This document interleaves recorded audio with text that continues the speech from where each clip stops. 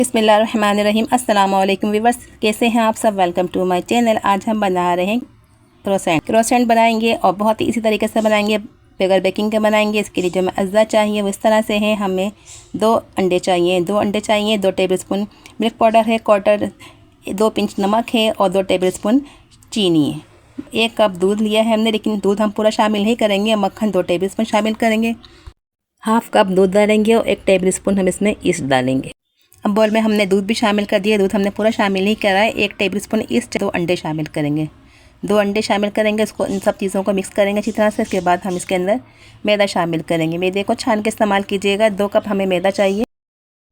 मैदा जब भी इस्तेमाल करें छान के इस्तेमाल करें, क्योंकि इसमें लम्स वगैरह होते हैं। 1 कप हमने शामिल कर दिया है, अब दूसरा कप है ये, इसको भी छान के इस्तेमाल करेंगे। 2 कप मैदा हमने शामिल कर दिया है इसके अंदर छान के अच्छी तरह से। ये देखें, अब इसको मिक्स करेंगे। पहले हाथों से करेंगे चम्मच की मदद से, फिर हम इसको मशीन से करेंगे। मशीन से हम तकरीबन 10 मिनट तक करेंगे। जितना अच्छा हम इसको बीट करेंगे उतना ही अच्छा हमारे क्रोसेंट बनेंगे। ये देखें 10 मिनट तक इसको अच्छी तरह से करेंगे, रुक रुक के करेंगे। 1 टेबलस्पून मक्खन डाला हमने, 2 टेबलस्पून हमने इसमें मज़ीद मैदा शामिल किया है ताकि डो बिल्कुल सॉफ्ट नरम बन जाए। थोड़ा थोड़ा करके शामिल कर देंगे। अगर हमें कम लगेगा, बेटर हमारा थोड़ा पतला लगेगा, तो हम इसमें मैदा शामिल कर सकते हैं। अब हम 10 मिनट के बाद हाथों से करेंगे। 1 टेबलस्पून हमने इसे मैदा शामिल करते हैं जब तक ये हाथों पर चिपकना बंद ना हो गई। देखें अब ये हाथों बिल्कुल भी नहीं चिपक रही है। हमने एक बॉल में मक्खन बटर लगा दिया इस तरह से।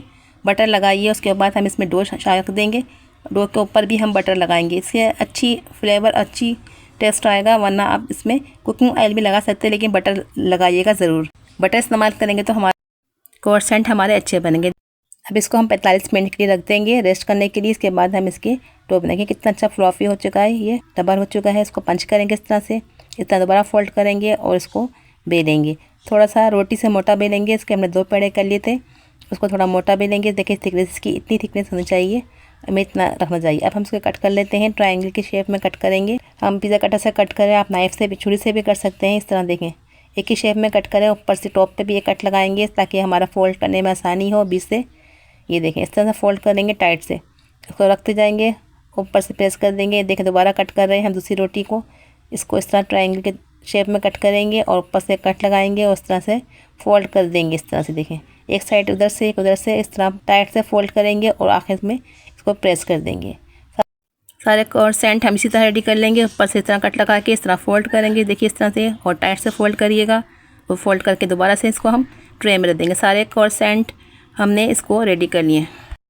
अब 10 मिनट के वो दोबारा राइस होने के लिए रख देंगे। किसी भी शॉपर से हम इसको ढक देंगे। इस तरह से 10 मिनट हो चुके, देंगे अपनी मिकदार से डबल दोबारा हो चुके हैं, राइस हो चुके हैं। अब हम इसको तेल में फ्राई करेंगे। तेल को ज़्यादा गर्म नहीं करना, इसका टेम्परेचर कम ही रखना है, वरना ये अंदर से कच्चे रह जाएंगे और ऊपर से फ्राई हो जाएंगे। देखें टेम्परेचर हमारा बहुत कम है, बबल्स हल्के हल्के मामूली से आ रहे हैं। बिल्कुल धीमी आंच पे इसको फ्राई करना है, थोड़ी सी मीडियम आंच से थोड़ा कम। ये देखें जब लाइट गोल्डन कलर आ जाएगा तो हम इसके साइड चेंज कर देंगे इस तरह से। इस स्टेज पे आप इसको अगर फ्राई करना चाहें तो आप इसको बेक भी कर सकते हैं, लेकिन आज हम बेक नहीं कर रहे, हम इसको फ्राई करके बना रहे हैं। यकीन कीजिए ये फ्राई करने से भी इतने ही टेस्टी और इतने ही मज़ेदार बने थे। आप इसको ज़रूर ट्राई कीजिएगा। बेकिंग करने में मसला होता है बहुत से लोगों को, तो आप इस तरह फ्राई करके ही बना सकते हैं। जायके में भी कोई फ़र्क नहीं आएगा और टेस्ट भी लाजवाब होगा। जब दोनों कलर हमारा गोल्डन आ जाएगा तो हम इसको निकाल लेंगे। ये देखिए एक प्यारा सा गोल्डन कलर आ गया। अब इसको निकाल लेते हैं। आँच को हमने कम ही रखा है, तेज़ आँच से बिल्कुल भी फ्राई नहीं करिएगा, नहीं तो ये जल भी सकते हैं और अंदर से कच्चे रह जाएंगे।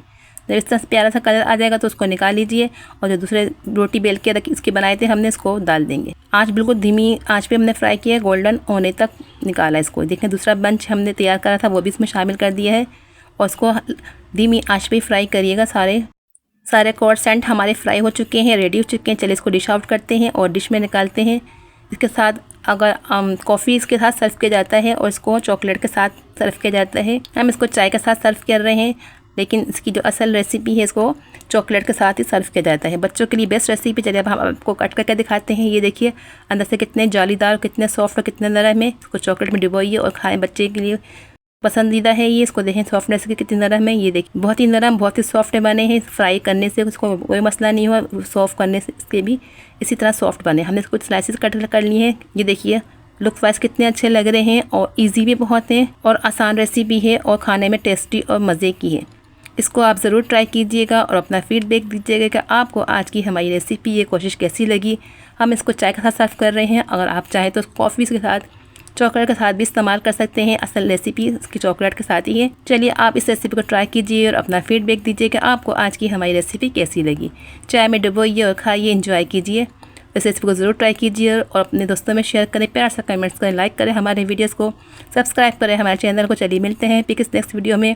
अपना बहुत सारा ख्याल रखिए, दुआओं में याद रखिए। Thanks for watching. अल्लाह हाफिज़।